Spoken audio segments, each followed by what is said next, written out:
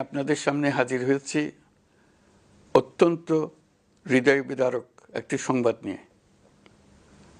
সিঙ্গাপুরে চিকিৎসাধীন জুলাই গণঅভ্যুত্থানের সম্মুখভাগের অকুতোভয় যোদ্ধা ও ইনকলাব মঞ্চের মুখপাত্র শরীফ ওসমান হাদী আর আমাদের মাঝে নেই। ইন্না লিল্লাহি ওয়া ইন্না ইলাইহি রাজিউন। কিছুক্ষণ আগে সিঙ্গাপুরের পররাষ্ট্রমন্ত্রী ভিভিয়ান বালাকৃষ্ণন আমাকে টেলিফোনে এই হৃদয় বিদারক সংবাদটি জানিয়েছেন।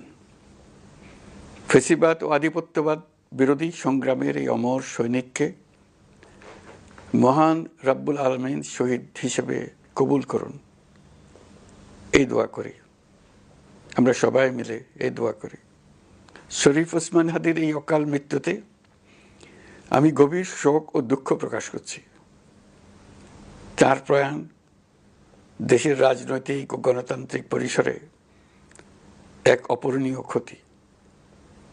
আমি তার রুহের মাগফিরাত কামনা করছি এবং শোক সন্তপ্ত স্ত্রী, পরিবারের সদস্যবৃন্দ, স্বজন ও সহকর্মীদের প্রতি গভীর সমবেদনা জানাচ্ছি।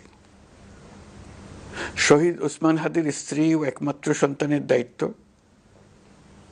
সরকার গ্রহণ করবে। শহীদ শরীফ ওসমান হাদীর অকাল মৃত্যুতে আগামী শনিবার একদিনের রাষ্ট্রীয় শোক ঘোষণা করছি। এই উপলক্ষে শনিবার দেশের সব সরকারি, আধা সরকারি, স্বায়ত্তশাসিত প্রতিষ্ঠান, শিক্ষা প্রতিষ্ঠান সহ সরকারি বেসরকারি ভবন এবং বিদেশে বাংলাদেশ মিশনগুলোতে জাতীয় পতাকা অর্ধনমিত থাকবে। একই সাথে আগামীকাল শুক্রবার বাদ জুমা দেশের প্রতিটি মসজিদে শহীদ ওসমান হাদীর রুহের মাগফিরাত কামনায় বিশেষ দোয়া ও মোনাজাতের আয়োজন করা হবে। আপনারা তাতে শরীক হন। অন্যান্য ধর্মের উপাসনালয়গুলোতেও আয়োজন হবে বিশেষ প্রার্থনার। আমি বিশেষ কৃতজ্ঞতা জানাই সিঙ্গাপুর সরকারের প্রতি। তারা হাদীর চিকিৎসায় অত্যন্ত আন্তরিকতা ও পেশাদারিত্ব দেখিয়েছেন।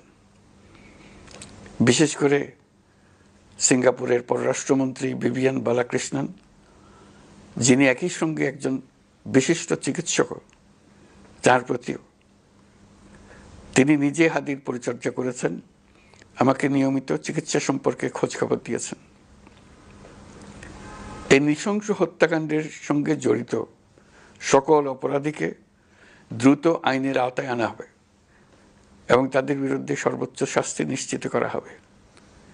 এই বিষয়ে কোনো ধরনের শৈথিল্য দেখানো হবে না।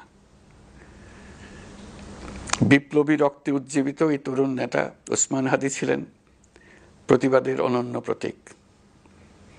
তার কর্মের মধ্য দিয়ে তিনি শুধু প্রতিবাদ নয়, দেশপ্রেম, ধৈর্য ও দৃঢ়তার অনন্য দৃষ্টান্ত রেখে গেছেন।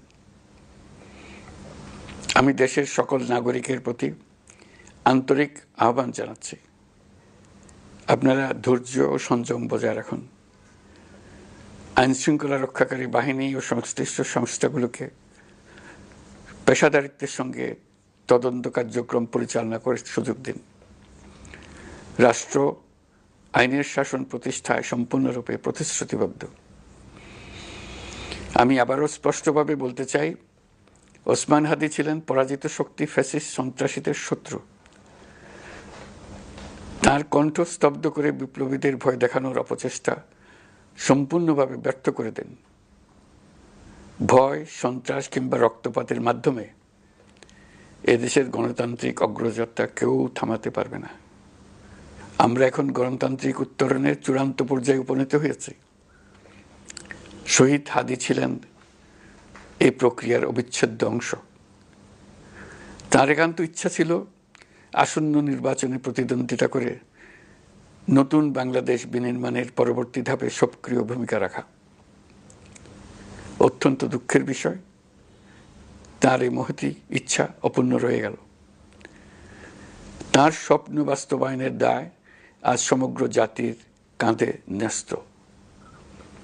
আগামী দিনগুলোতে আমাদের সবাইকে ধৈর্য, সংযম, সাহস ও দূরদর্শিতার সঙ্গে এগিয়ে যেতে হবে, যাতে নির্বাচন ও গণতন্ত্রের শত্রু ফ্যাসিস্ট সন্ত্রাসী অপশক্তিকে চূড়ান্তভাবে পরাজিত করা যায়। এই শোকের মুহূর্তে আসুন আমরা শহীদ শরীফ ওসমান হাদির আদর্শ ও ত্যাগকে শক্তিতে পরিণত করি, ধৈর্য ধারণ করি, অপপ্রচার ও গুজবে কান না দেই এবং যে কোনো হঠকারী সিদ্ধান্ত থেকে বিরত থাকে। যারা দেশকে অস্থিতিশীল করতে চান তাদের ফাঁদে পা না দিয়ে আসুন আমরা সবাই ঐক্যবদ্ধভাবে গণতন্ত্র, ন্যায় বিচার ও গণমানুষের অধিকার প্রতিষ্ঠার পথে অবিচল পদক্ষেপে এগিয়ে যাই। এটাই হবে শহীদ হাদির প্রতি আমাদের প্রকৃত শ্রদ্ধা।